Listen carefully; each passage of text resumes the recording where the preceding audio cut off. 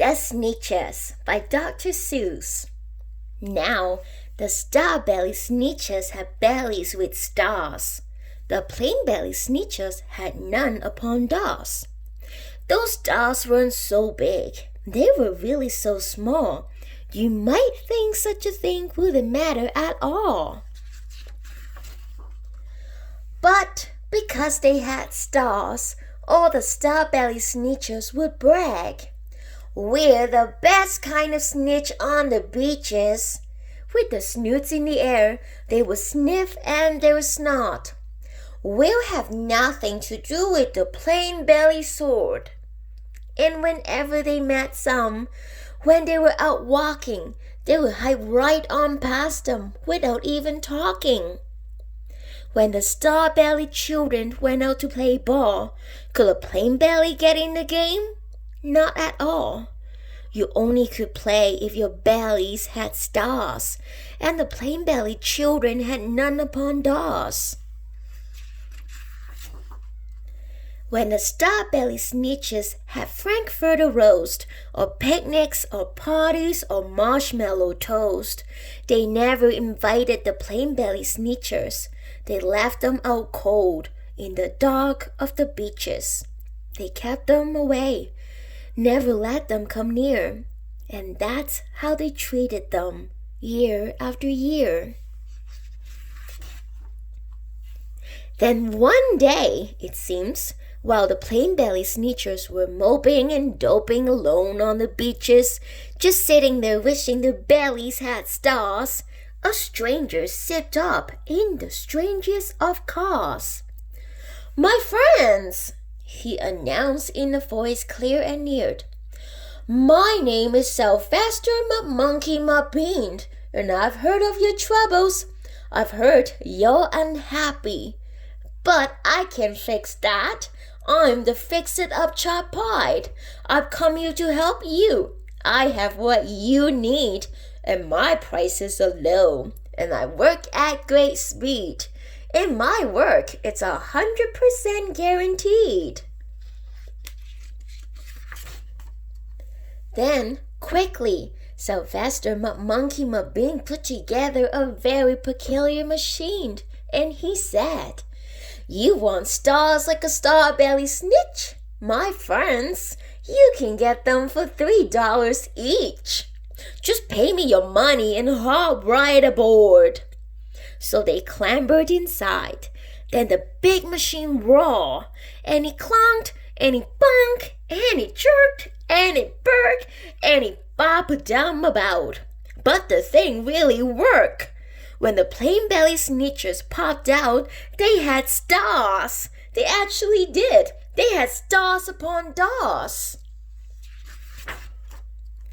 Then they yelled at the ones who had stars at the start. "We're exactly like you. You can't tell us apart. We're all just the same now, you snooty old smarties.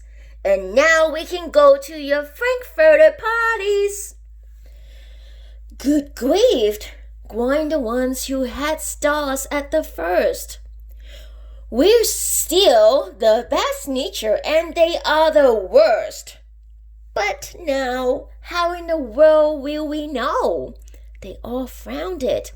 "If which kind is what, or the other way round?" Then up came a bean with a very sly wink, and he said, "Things are not quite as bad as you think, so you don't know who's who. That is perfectly true.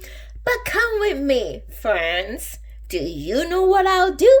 I'll make you, again, the best Sneetches on beaches, and all it will cost you is $10 eaches."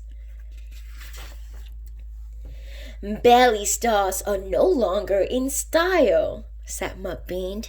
"What you need is a trip through my star-off machine. This wondrous contraption will take off your stars, so you won't look like Sneetches who have them on doors." And that handy machine, working very precisely, removed all the stars from their tummies quite nicely. Then, with snoots in the air, they parade about, and they open their beaks and they let out a shout. We know who is who. Now there isn't a doubt. The best kind of Sneetches are Sneetches without. Then, of course, those with stars all got frightfully mad. To be wearing a star now was frightfully bad. Then, of course, old Sylvester McMonkey McBean invited them into his star-off machine. Then, of course, from then on, as you'll probably guess, things really got into a horrible mess. All the rest of that day, on those wild screaming beaches, the fix-it-up chop pie kept fixing up Sneetches. Off again, on again, in again, out again. Through the machines they raced round and about again, changing their stars every minute or two.